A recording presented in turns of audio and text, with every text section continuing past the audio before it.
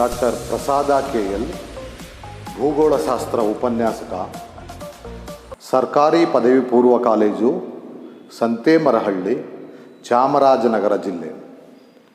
ಇಲ್ಲಿ ಭೂಗೋಳಶಾಸ್ತ್ರದ ಉಪನ್ಯಾಸಕನಾಗಿ ಕರ್ತವ್ಯ ನಿರ್ವಹಿಸ್ತಾ ಇದ್ದೀನಿ. ವಿದ್ಯಾರ್ಥಿಗಳೇ, ದ್ವಿತೀಯ PUC ಭೂಗೋಳಶಾಸ್ತ್ರದ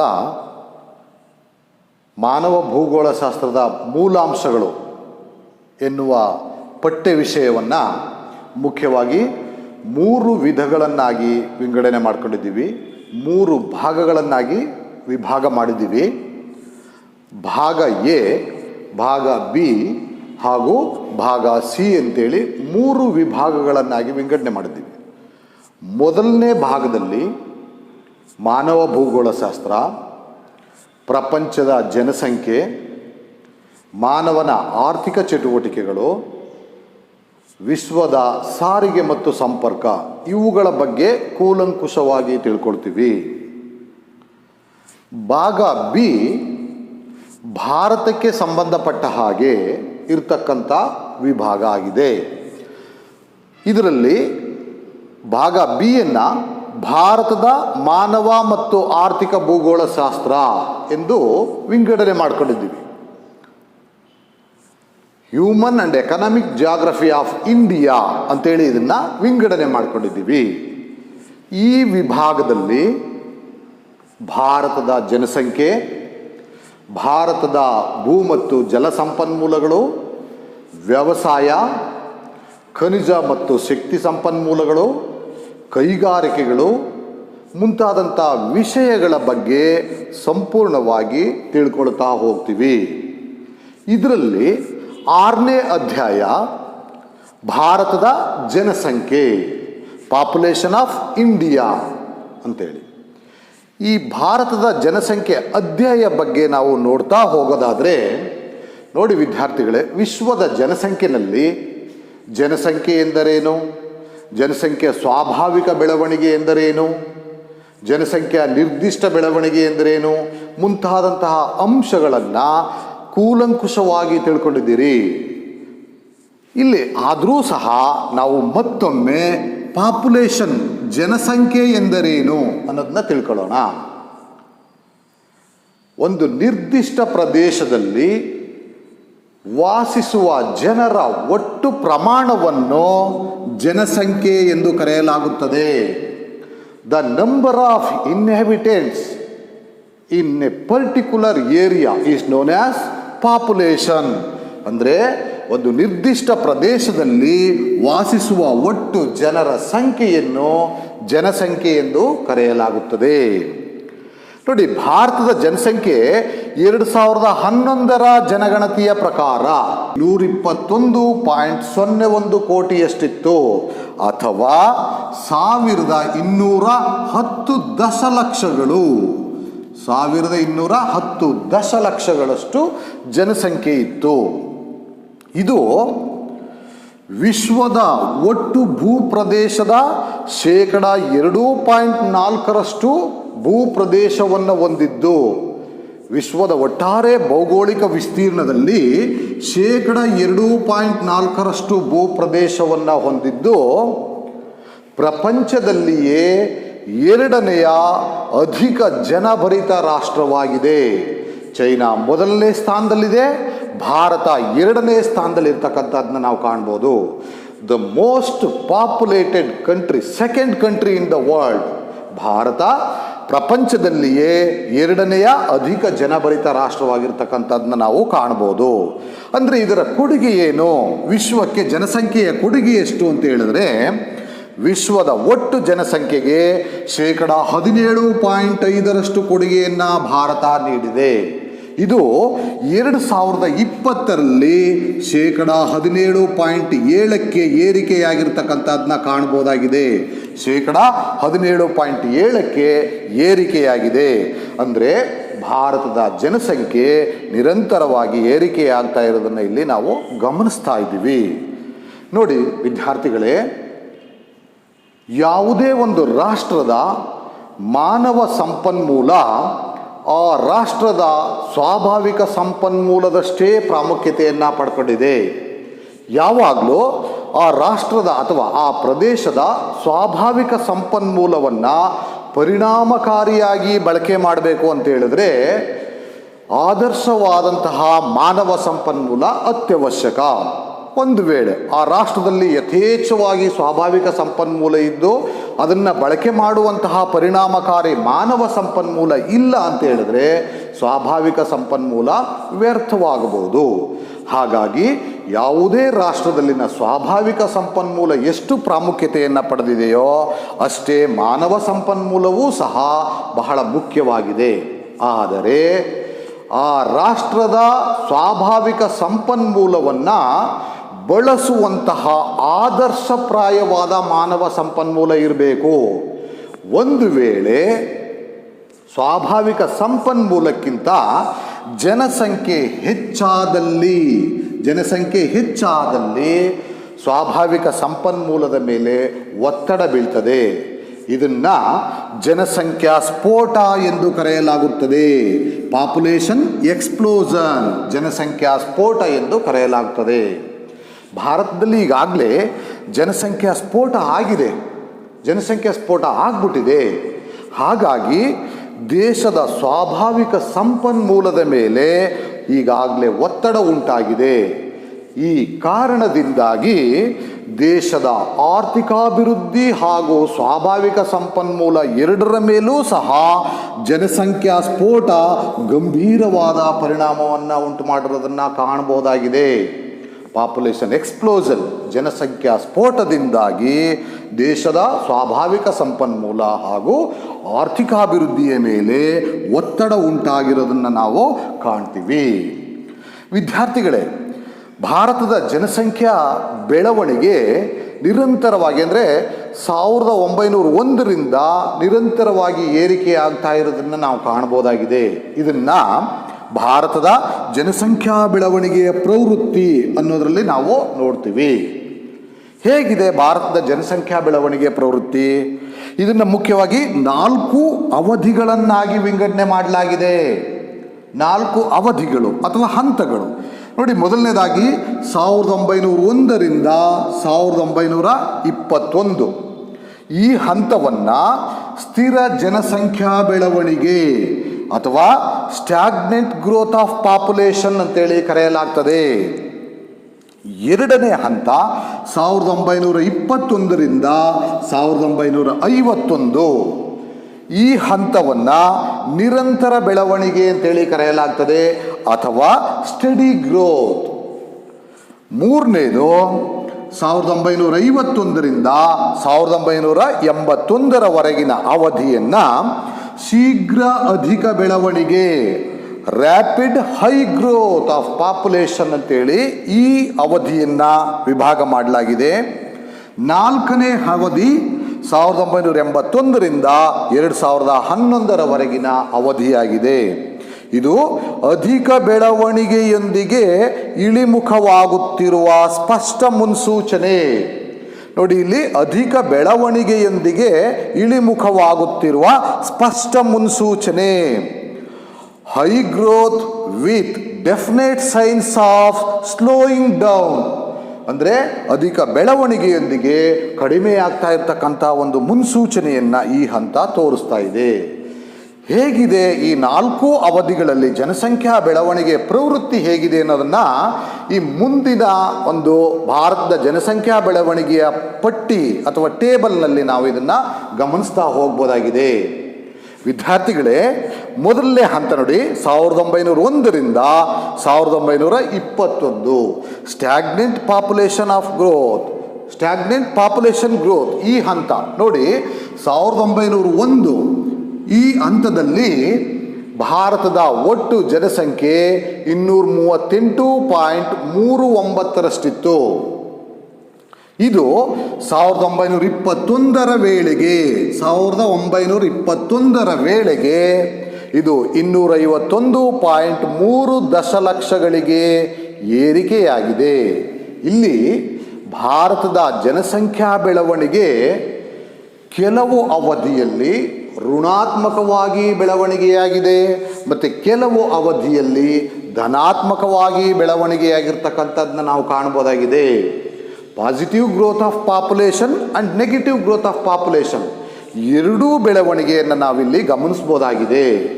ಯಾಕೆ ಈ ರೀತಿ ಆಯಿತು ನೋಡಿ, 1901ರಿಂದ 1921ಕ್ಕೆ ಅಂದರೆ 238.39 ದಶಲಕ್ಷದಿಂದ 251.32 ದಶಲಕ್ಷಗಳಿಗೆ ಭಾರತದ ಜನಸಂಖ್ಯೆ ಏರಿಕೆಯಾಗಿದೆ. ಅಂದರೆ ಇದು 13 ದಶಲಕ್ಷದಷ್ಟಿದೆ.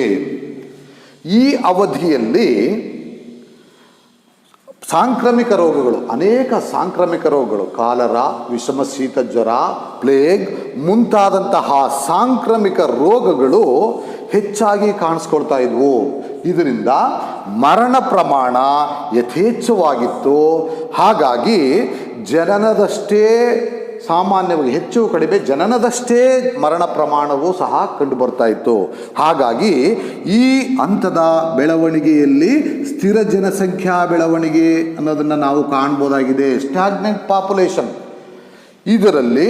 ಅದರಲ್ಲೂ 1921ರಲ್ಲಿ ಜನಸಂಖ್ಯಾ ಬೆಳವಣಿಗೆಯ ದರ -0.31ರಷ್ಟಿರ್ತಕ್ಕಂಥದ್ದನ್ನು ನಾವು ಕಾಣ್ಬೋದಾಗಿದೆ. -0.31ರಷ್ಟಿದೆ. ಈ ಅವಧಿಯಲ್ಲಿ ಅಂದರೆ 1921ರಲ್ಲಿ ಜನಸಂಖ್ಯಾ ಬೆಳವಣಿಗೆಯ ದರ ಋಣಾತ್ಮಕವಾಗಿರುವುದರಿಂದಾಗಿ 1921ನ್ನು ಮಹಾವಿಭಾಜಕ ಎಂದು ಕರೆಯಲಾಗ್ತದೆ. The great divide in history of Indian census. ಅಂದರೆ ಭಾರತದ ಜನಗಣತಿಯ ಇತಿಹಾಸದಲ್ಲಿ 1921 ಮಹಾವಿಭಾಜಕ ವರ್ಷ ಆಗಿದೆ. ಯಾಕೆ ಅಂದರೆ ಈ ಹಂತದಲ್ಲಿ ಜನಸಂಖ್ಯಾ ಬೆಳವಣಿಗೆಯ ದರ -0.31ರಷ್ಟಿದ್ದು ಇದು ಋಣಾತ್ಮಕವಾಗಿರ್ತಕ್ಕಂಥದ್ದನ್ನ ನಾವು ಕಾಣ್ಬೋದಾಗಿದೆ. ಎರಡನೇ ಅವಧಿ 1921ರಿಂದ 1951ರವರೆಗೆ ಇದು ನಿರಂತರ ಬೆಳವಣಿಗೆ, ಸ್ಟಡಿ ಗ್ರೋತ್.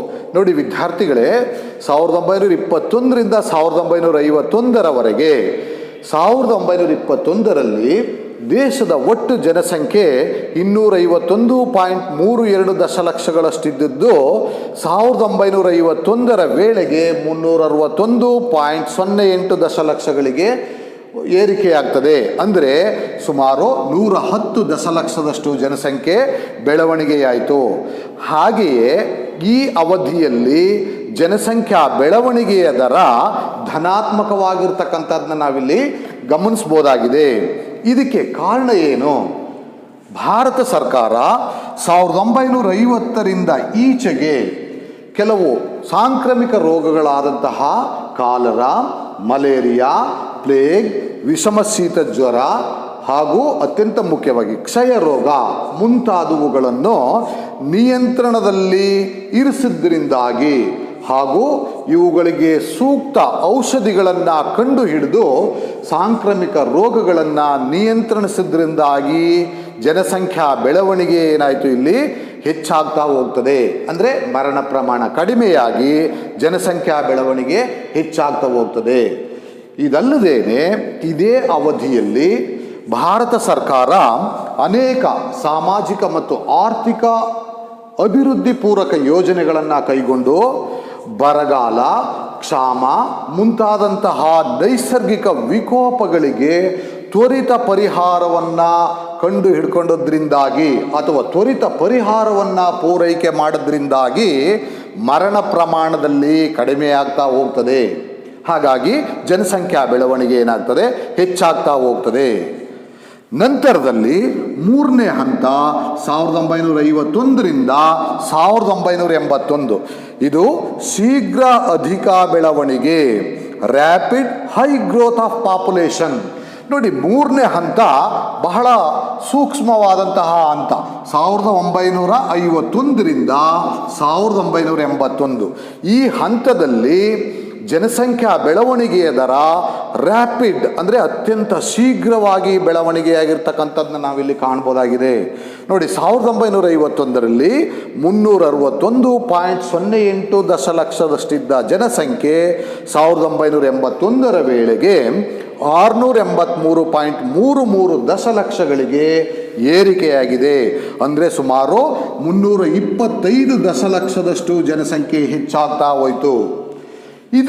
ಇದರ ಜೊತೆಗೆ ಜನಸಂಖ್ಯಾ ದಶಕವಾರು ಬೆಳವಣಿಗೆಯ ದರವೂ ಸಹ ಬಹಳ ತ್ವರಿತವಾಗಿ ಹೆಚ್ಚಾಗಿರ್ತಕ್ಕಂಥದ್ದನ್ನ ನಾವು ಕಾಣ್ತೀವಿ. ಅದರಲ್ಲಿಯೂ 1971ರಿಂದ 81ರ ನಡುವಿನ ಅವಧಿಯಲ್ಲಿ ದೇಶದ ಜನಸಂಖ್ಯಾ ಬೆಳವಣಿಗೆಯ ದರ 24.80 ಅಷ್ಟಿರೋದನ್ನು ನಾವು ಕಾಣ್ತೀವಿ. ಅಂದರೆ ಭಾರತದ ಜನಸಂಖ್ಯಾ ಬೆಳವಣಿಗೆಯ ದರದಲ್ಲಿ 1971ರಿಂದ 81ರ ಅವಧಿಯಲ್ಲಿಯೇ ಅತಿ ಹೆಚ್ಚು ಬೆಳವಣಿಗೆಯ ದರದ ಪ್ರಮಾಣವನ್ನು ನಾವಿಲ್ಲಿ ಕಾಣ್ಬೋದಾಗಿದೆ. ಅಂದರೆ 24.80% ಇರ್ತಕ್ಕಂಥದ್ದನ್ನು ನಾವಿಲ್ಲಿ ಕಾಣ್ತೀವಿ. ಇದಕ್ಕೆ ಕಾರಣ ಏನು?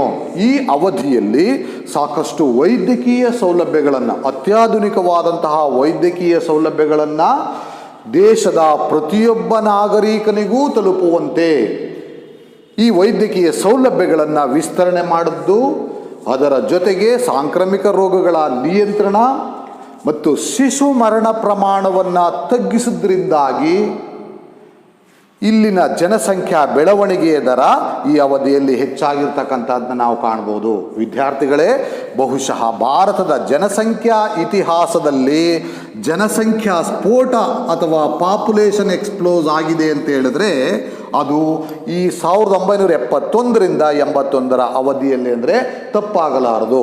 ನೋಡಿ, ಇಲ್ಲಿ ದೇಶದ ಜನಸಂಖ್ಯಾ ಬೆಳವಣಿಗೆಯ ದರ ಇತರೆ ದಶಕವಾರು ವರ್ಷಗಳಿಗೆ ಹೋಲಿಕೆ ಮಾಡಿದರೆ ಇದರಲ್ಲಿ 24.80 ಮತ್ತು 24.66% ಇರ್ತಕ್ಕಂಥದ್ದನ್ನ ನಾವಿಲ್ಲಿ ಗಮನಿಸ್ಬೋದಾಗಿದೆ. ನಂತರ 4ನೇ ಹಂತ 1981ರಿಂದ 2011ರವರೆಗಿನ ಅವಧಿ. ಈ ಅವಧಿಯಲ್ಲಿ ಅಧಿಕ ಬೆಳವಣಿಗೆಯೊಂದಿಗೆ ಇಳಿಮುಖವಾಗುತ್ತಿರುವ ಸ್ಪಷ್ಟ ಮುನ್ಸೂಚನೆ. ಇದೊಂದು ವಿಶೇಷ ಅವಧಿಯಾಗಿರ್ತಕ್ಕಂಥದ್ದನ್ನ ನಾವು ಕಾಣ್ಬೋದಾಗಿದೆ. 1981ರಿಂದ 2011 ವಿದ್ಯಾರ್ಥಿಗಳೇ, ಉಳಿದ 3 ಹಂತಗಳಿಗಿಂತ 1981ರಿಂದ 2011ರ ಅವಧಿ ಸ್ವಲ್ಪ ವಿಶೇಷವಾಗಿರೋದನ್ನು ನಾವು ಗಮನಿಸ್ಬೋದಾಗಿದೆ. ಏನು ವಿಶೇಷವಾಗಿದೆ ನೋಡಿ, 1981ರಲ್ಲಿ ದೇಶದ ಜನಸಂಖ್ಯೆ 683.33 ದಶಲಕ್ಷಗಳಿಂದ 1210.19 ದಶಲಕ್ಷಗಳಿಗೆ ಏರಿಕೆಯಾಗ್ತದೆ. ಅಂದರೆ ಸುಮಾರು 527 ದಶಲಕ್ಷದಷ್ಟು ಜನಸಂಖ್ಯೆ ಏರಿಕೆಯಾಗ್ತದೆ.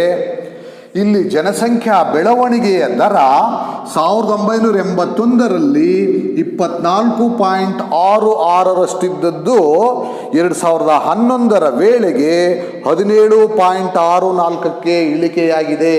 ಅಂದರೆ ಜನಸಂಖ್ಯಾ ಬೆಳವಣಿಗೆಯ ದರ ಇಳಿಕೆಯಾಗ್ತಾ ಇರೋದನ್ನು ನಾವು ಕಾಣ್ತೀವಿ.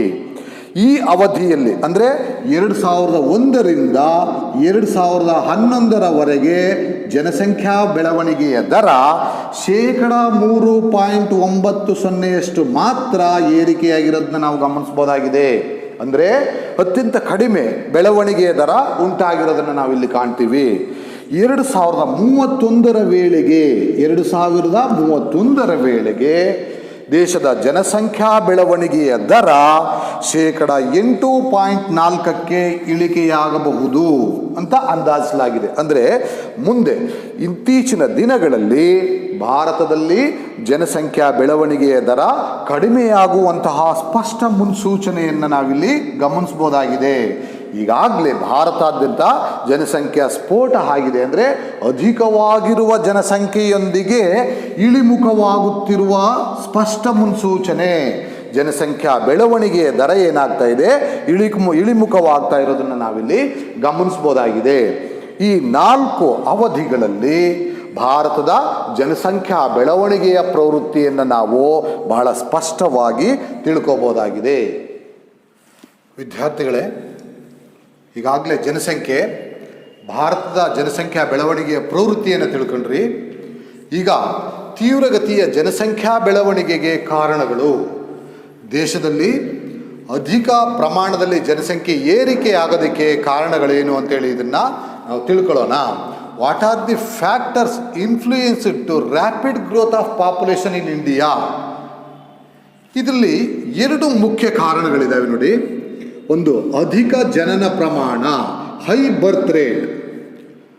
ಎರಡನೇ ಕಾರಣ ಕಡಿಮೆ ಮರಣ ಪ್ರಮಾಣ, ಲೋ ಬರ್ತ್ ರೇಟ್. ಈ ಎರಡು ಪ್ರಮುಖ ಕಾರಣಗಳು ದೇಶದಲ್ಲಿ ತೀವ್ರಗತಿಯ ಜನಸಂಖ್ಯಾ ಬೆಳವಣಿಗೆಗೆ ಕಾರಣಗಳಾಗಿದ್ದಾವೆ.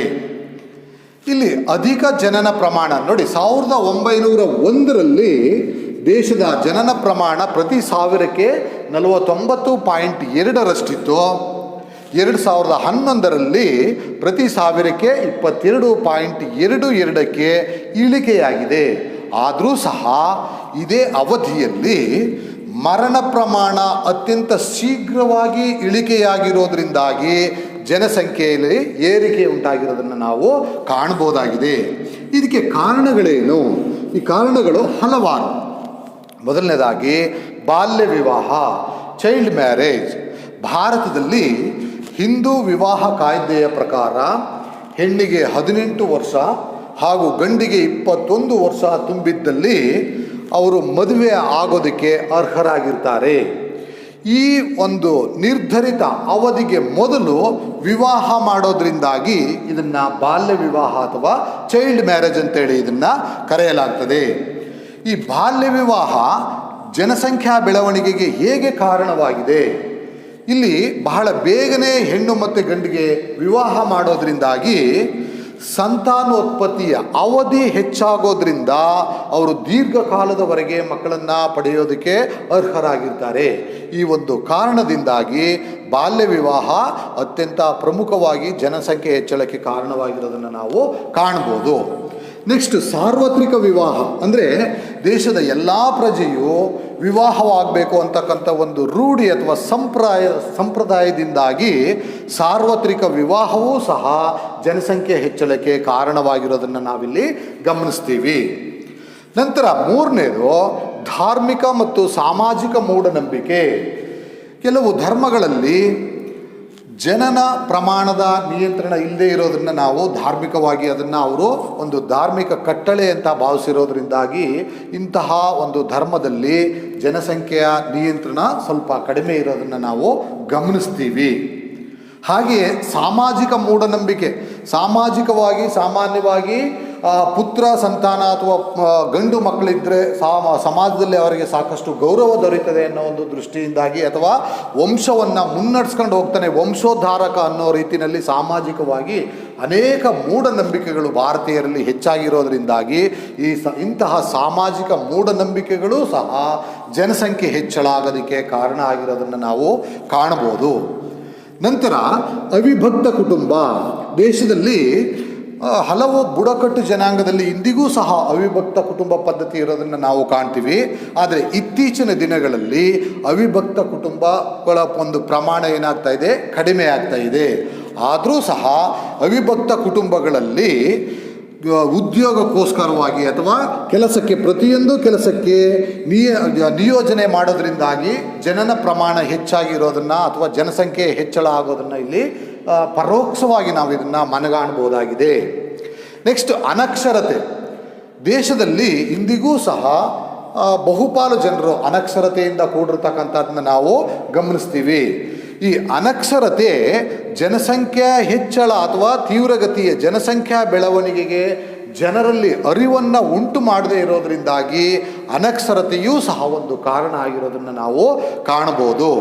ನೆಕ್ಸ್ಟ್ ಪೂರ್ ಕಂಡೀಷನ್ ಅಥವಾ ಬಡತನದಿಂದಾಗಿ ಅಂದರೆ ಸಾಕಷ್ಟು ಉದ್ಯೋಗ ವಂಚಿತರಾಗಿರೋದ್ರಿಂದಾಗಿ ಈ ಬಡತನವನ್ನು ಹೋಗಲಾಡಿಸೋದಕ್ಕೋಸ್ಕರವಾಗಿ ಹೆಚ್ಚು ಮಕ್ಕಳನ್ನು ಪಡೆಯೋದು ಭಾರತೀಯರಲ್ಲಿ ಒಂದು ರೂಢಿ ಅಥವಾ ಸಂಪ್ರದಾಯ ಅಲ್ಲಲ್ಲಿ ಕಂಡು ಬರ್ತಾ ಇದೆ.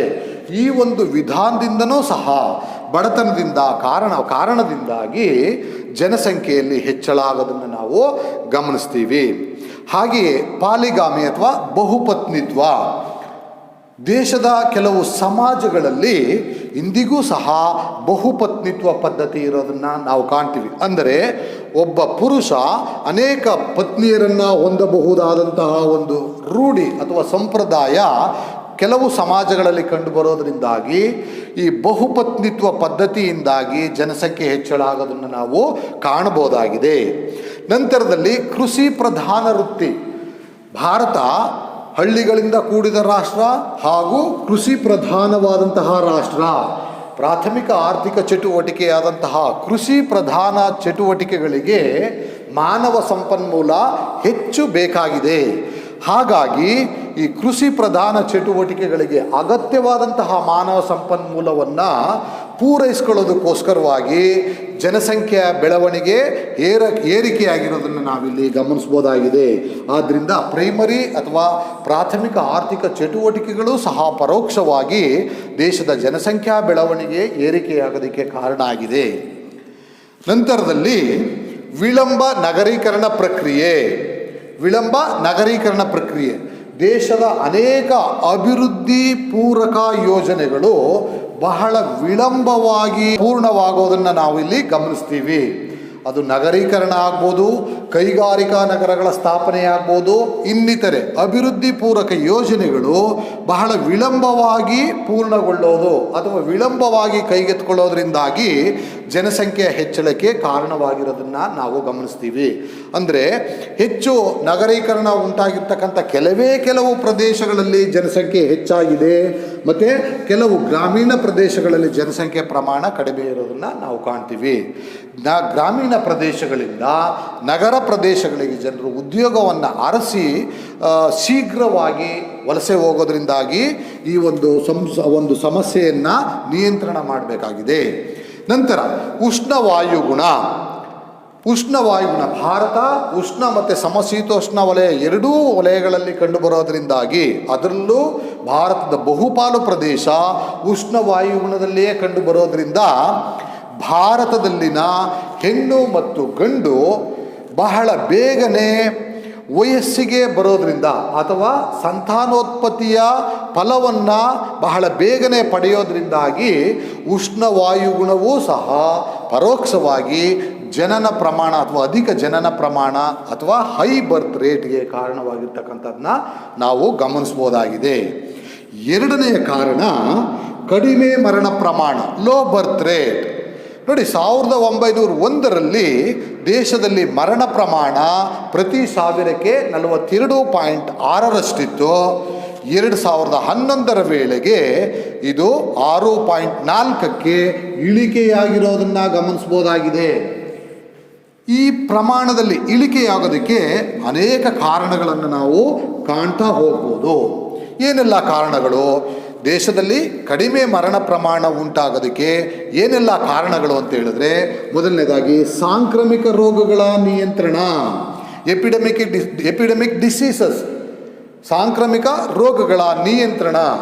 ನೋಡಿ, ಅನೇಕ ಸಾಂಕ್ರಾಮಿಕ ರೋಗಗಳು ಭಾರತದ ಜನಸಂಖ್ಯಾ ಬೆಳವಣಿಗೆಯ ಮೊದಲ ಹಂತದಲ್ಲಿ 1901ರಿಂದ 1921ರ ಹಂತದಲ್ಲಿ ಋಣಾತ್ಮಕ ಜನಸಂಖ್ಯೆ ಬೆಳವಣಿಗೆ ಕಂಡುಬರ್ತದೆ. ಇದಕ್ಕೆ ಕಾರಣ ಏನು?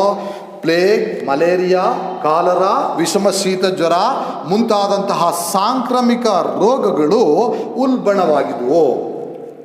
ಆ ನಂತರದಲ್ಲಿ ವಿವಿಧ ಪಂಚವಾರ್ಷಿಕ ಯೋಜನೆಗಳ ಮೂಲಕ ಸಾಂಕ್ರಾಮಿಕ ರೋಗಗಳನ್ನು ದೇಶ ನಿಯಂತ್ರಣ ಮಾಡಿರೋದ್ರಿಂದಾಗಿ ಮರಣ ಪ್ರಮಾಣದಲ್ಲಿ ಇಳಿಕೆ ಉಂಟಾಗಿರೋದನ್ನ ನಾವು ಕಾಣ್ಬೋದು. ನೋಡಿ, ವರ್ಷ ಆಗಿಂದಾಗ್ಗೆ ಅನೇಕ ಸಾಂಕ್ರಾಮಿಕ ರೋಗಗಳು ಹುಟ್ಕೊಳ್ತಾನೆ ಇರ್ತವೆ. ಅದಕ್ಕೆ ಸೂಕ್ತ ಕಾಲದಲ್ಲಿ ಚಿಕಿತ್ಸೆಯನ್ನು ಕಂಡುಹಿಡಿದಿರೋದ್ರಿಂದಾಗಿ, ಔಷಧಿಯನ್ನು ಕಂಡುಹಿಡಿದು ಸಾಂಕ್ರಾಮಿಕ ರೋಗಗಳನ್ನು ನಿಯಂತ್ರಣ ಮಾಡಿರೋದನ್ನು ನಾವು ಗಮನಿಸ್ತೀವಿ. ಕಳೆದ ನವೆಂಬರ್ ಮತ್ತು ಡಿಸೆಂಬರ್ನಲ್ಲಿ ಒಂದು ಎಪಿಡೆಮಿಕ್ ಡಿಸೀಸಸ್ ಅಥವಾ ಪ್ಯಾಂಡಮಿಕ್ ಡಿಸೀಸಸ್ ಒಂದು ಕಂಡು ಬಂತು. ಅದನ್ನು ನಾವು ಕೋವಿಡ್-19 ಅಂತೇಳಿ ಕರಿತೀವಿ. ಕೋವಿಡ್-19 ಇದು ವಿಶ್ವಸಂಸ್ಥೆ ಇದನ್ನು ಸಮುದಾಯ ಸಾಂಕ್ರಾಮಿಕ ರೋಗ ಅಂತೇಳಿ ಇದನ್ನು ಘೋಷಣೆ ಮಾಡ್ತು. ಇದಕ್ಕೂ ಸಹ ಈಗಾಗಲೇ ತ್ವರಿತಗತಿಯಲ್ಲಿ ಲಸಿಕೆಯನ್ನು ಕಂಡುಹಿಡಿತಾ ಇದ್ದಾರೆ. ಇಂತಹ ಸಾಂಕ್ರಾಮಿಕ ರೋಗಗಳನ್ನು ನಿಯಂತ್ರಣ ಮಾಡೋದ್ರಿಂದಾಗಿ ಭಾರತದ ಜನಸಂಖ್ಯೆಯಲ್ಲಿ ಮರಣ ಪ್ರಮಾಣ ಇಳಿಕೆಯಾಗಿರೋದನ್ನು ನಾವು ಕಾಣಬಹುದಾಗಿದೆ.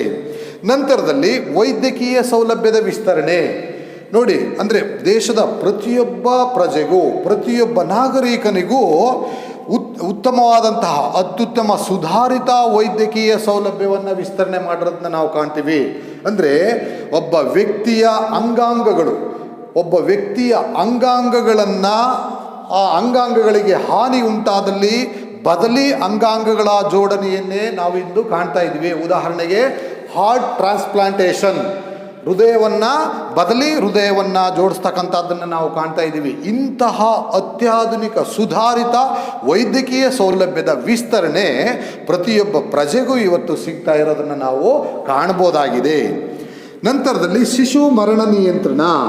ದೇಶದಲ್ಲಿ ಶಿಶು ಮರಣ ಪ್ರಮಾಣ ಸಾಕಷ್ಟಿತ್ತು ಅಂತ ಹೇಳಿದ್ರೆ, ಗರ್ಭಾವಸ್ಥೆಯಲ್ಲಿ ಅಥವಾ ಶಿಶುವಿನ ಭ್ರೂಣಾವಸ್ಥೆಯಲ್ಲಿ ಸೂಕ್ತ ಚಿಕಿತ್ಸೆ ದೊರೆಯದೆ ಜನನದ ವೇಳೆಯಲ್ಲಿ ಅನೇಕ ಶಿಶು ಮರಣ ಉಂಟಾಗ್ತಾ ಇತ್ತು. ಆದರೆ ಇತ್ತೀಚೆಗೆ ವೈದ್ಯಕೀಯ ಸೌಲಭ್ಯ ವಿಸ್ತರಣೆಯಾದಂತೆ ಸಾಕಷ್ಟು ಆರೋಗ್ಯ ಪೂರ್ಣ ಯೋಜನೆಗಳನ್ನು ಜಾರಿಗೊಳಿಸಿದಂತೆ ಶಿಶು ಮರಣದಲ್ಲಿ ನಿಯಂತ್ರಣ ಉಂಟಾಗಿರ್ತಕ್ಕಂಥದ್ದನ್ನ ನಾವು ಕಾಣ್ತೀವಿ. ಇದಕ್ಕೆ ಕಾರಣ ಏನು? ಮಗುವಿನ ಭ್ರೂಣಾವಸ್ಥೆಯಲ್ಲಿಯೇ ಸಾಕಷ್ಟು ಮುನ್ನೆಚ್ಚರಿಕೆಯಾಗಿ ವೈದ್ಯಕೀಯ ಸೌಲಭ್ಯವನ್ನು ಕಲ್ಪಿಸಿರೋದನ್ನು ನಾವು ಕಾಣಬಹುದಾಗಿದೆ. ನಂತರದಲ್ಲಿ ಶೈಕ್ಷಣಿಕ ಸುಧಾರಣೆ ಲಿಟ್ರಸಿ ರಿಫಾರ್ಮೇಷನ್. ಇಲ್ಲಿ ಶೈಕ್ಷಣಿಕ ಸುಧಾರಣೆ ನೋಡಿ, 1951ರಲ್ಲಿ ದೇಶದ ಶೈಕ್ಷಣಿಕ ಮಟ್ಟ 18.33%. ನಂತರ 2011ರ ಜನಗಣತಿಯಲ್ಲಿ 74.04%ಕ್ಕೆ ಏರಿಕೆಯಾಗಿತ್ತು. 2020ರ ವೇಳೆಯಲ್ಲಿ 77.77%ಕ್ಕೆ ಏರಿಕೆಯಾಗಿರೋದನ್ನು ನಾವಿಲ್ಲಿ ಕಾಣ್ತೀವಿ. ಅಂದರೆ ಜನರಲ್ಲಿ ಹೆಚ್ಚು ಶೈಕ್ಷಣಿಕವಾಗಿ ಜಾಗೃತರಾದಂತೆ ಅಥವಾ ಶೈಕ್ಷಣಿಕವಾಗಿ ಏಳ್ಗೆಯಾದಂತೆ ಅಭಿವೃದ್ಧಿ ಹೊಂದಿದಂತೆ ತೀವ್ರ ಜಗತಿಯ ಜನಸಂಖ್ಯಾ ಬಗ್ಗೆ ಅವರಿಗೆ ಅರಿವು ಮೂಡಿಸೋದಕ್ಕೆ ಈ ಶಿಕ್ಷಣವು ಒಂದು ಅತ್ಯುತ್ತಮವಾದ ಮಾದರಿಯಾಗಿರ್ತಕ್ಕಂಥದ್ದನ್ನು ನಾವಿಲ್ಲಿ ಗಮನಿಸ್ಬೋದಾಗಿದೆ. ನಂತರ ಪೌಷ್ಟಿಕ ಆಹಾರಗಳ ಪೂರೈಕೆ. ನೋಡಿ, ಇತ್ತೀಚಿನ ದಿನಗಳಲ್ಲಿ ಮಕ್ಕಳಲ್ಲಿ ಅಪೌಷ್ಟಿಕತೆಯನ್ನು ಹೋಗಲಾಡಿಸೋದಕ್ಕೋಸ್ಕರವಾಗಿ ಶಾಲಾ ಹಂತದಲ್ಲಿ ಬಿಸಿಯೂಟ ಕಾರ್ಯಕ್ರಮವನ್ನು ಜಾರಿಗೊಳಿಸಲಾಗಿದೆ. ದೇಶದಾದ್ಯಂತ ಪ್ರತಿಯೊಬ್ಬ ಪ್ರಜೆಗೂ ಸಹ ಬಡತನ ಮತ್ತು ಅಪೌಷ್ಟಿಕತೆಯಿಂದ ಮುಕ್ತಗೊಳಿಸೋದಕ್ಕೋಸ್ಕರವಾಗಿ ಪ್ರತಿಯೊಬ್ಬ ಪ್ರಜೆಗೂ ಆಹಾರ ಪೂರೈಕೆಯನ್ನು ವಿವಿಧ ಯೋಜನೆಗಳ ಮೂಲಕ ಮಾಡ್ತಾ ಇರೋದನ್ನು ನಾವು ಕಾಣ್ತೀವಿ. ಅದಕ್ಕೆ ಭಾರತ ಕೇಂದ್ರ ಸರ್ಕಾರ 2013ರಲ್ಲಿ ಆಹಾರ ಭದ್ರತಾ ಕಾಯ್ದೆಯನ್ನು ಜಾರಿಗೊಳಿಸಿತು. ಈ ಕಾಯ್ದೆಯ ಮೂಲಕ ಪ್ರತಿಯೊಬ್ಬ ಪ್ರಜೆಗೂ ಸಹ ಪೌಷ್ಟಿಕ ಆಹಾರ ದೊರೆಯುವಂತೆ ಮಾಡೋದಕ್ಕೆ ಅನೇಕ ಯೋಜನೆಗಳನ್ನು ಜಾರಿಗೊಳಿಸಿರ್ತಕ್ಕಂಥದ್ದನ್ನ ನಾವಿಲ್ಲಿ ಕಾಣ್ತೀವಿ. ಉದಾಹರಣೆಗೆ ಬಿಸಿಯೂಟ, ಮಕ್ಕಳಿಗೆ ಶಾಲಾ ಹಂತದಲ್ಲಿ ಬಿಸಿಯೂಟ ಕಾರ್ಯಕ್ರಮ ಇರ್ತಕ್ಕಂಥದ್ದು, ಮತ್ತು ಗರ್ಭಿಣಿ ಸ್ತ್ರೀಯರಿಗೆ ಪೌಷ್ಟಿಕ ಆಹಾರವನ್ನು ಅಂಗನವಾಡಿಗಳ ಮೂಲಕ ಪೂರೈಕೆ ಮಾಡ್ತಕ್ಕಂಥದ್ದು, ಮತ್ತು ಬಾಣಂತಿಯರ ಆರೈಕೆಯನ್ನು ಮಾಡೋದಕ್ಕೆ ಆರೈಕೆ ಯೋಜನೆಯನ್ನು ಜಾರಿಗೊಳಿಸಿರ್ತಕ್ಕಂಥದ್ದು.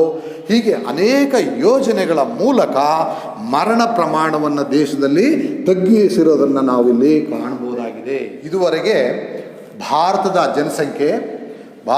ಜನಸಂಖ್ಯಾ ಬೆಳವಣಿಗೆಯ ಪ್ರವೃತ್ತಿ, ಭಾರತದಲ್ಲಿ ತೀವ್ರಗತಿಯ ಜನಸಂಖ್ಯಾ ಬೆಳವಣಿಗೆಗೆ ಕಾರಣಗಳನ್ನು ತಿಳ್ಕೊಂಡ್ವಿ. ಈಗ ಇದು ಎಷ್ಟು ಪ್ರಮಾಣದಲ್ಲಿ ಅರ್ಥ ಆಗಿದೆ ಅನ್ನೋದಕ್ಕೆ ಕೆಲವು ಪ್ರಶ್ನೆಗಳನ್ನು ನಾನು ನಿಮಗೆ ಕೊಡ್ತಾ ಇದ್ದೀನಿ. ಇಲ್ಲಿ ಈ ಕೆಳಗಿನ ಪ್ರಶ್ನೆಗಳಿಗೆ ಉತ್ತರಿಸಿ. ಇವು 1 ಅಥವಾ 2 ವಾಕ್ಯಗಳಲ್ಲಿ ಉತ್ತರಿಸುವಂತಹ ಪ್ರಶ್ನೆಗಳಾಗಿದ್ದಾವೆ. ಮೊದಲನೇ ಪ್ರಶ್ನೆ, 2011ರ ಜನಗಣತಿಯ ಪ್ರಕಾರ ಭಾರತದ ಒಟ್ಟು ಜನಸಂಖ್ಯೆ ಎಷ್ಟು? What is the total population of India according to 2011 census? ಎರಡನೇ ಪ್ರಶ್ನೆ, ಜನಸಂಖ್ಯಾ ಸ್ಫೋಟ ಎಂದರೇನು? What you mean by population explosion? ಮೂರನೇ ಪ್ರಶ್ನೆ, ಯಾವ ವರ್ಷವನ್ನು ಮಹಾವಿಭಾಜಕ ಎಂದು ಕರೆಯಲಾಗ್ತದೆ? Which year is known as great divide in history of Indian population? ನೋಡಿ, ಈ 3 ಪ್ರಶ್ನೆಗಳಿಗೆ 1 ಅಥವಾ 2 ವಾಕ್ಯಗಳಲ್ಲಿ ಉತ್ತರಿಸಿ. 5 ಅಂಕದ ಪ್ರಶ್ನೆಗಳು. ಭಾರತದ ಜನಸಂಖ್ಯಾ ಬೆಳವಣಿಗೆಯ ಪ್ರವೃತ್ತಿಯನ್ನು ವಿವರಿಸಿ. Explain the trend of population growth of India. 5ನೇ ಪ್ರಶ್ನೆ, ಭಾರತದಲ್ಲಿ ತೀವ್ರಗತಿಯ ಜನಸಂಖ್ಯಾ ಬೆಳವಣಿಗೆಗೆ ಕಾರಣವಾಗಿರುವ ಅಂಶಗಳನ್ನು ವಿವರಿಸಿ. Explain the factors responsible for rapid growth of population in India. ಈ ಪ್ರಶ್ನೆಗಳಿಗೆ ಉತ್ತರಿಸಬೇಕು. ಧನ್ಯವಾದಗಳು.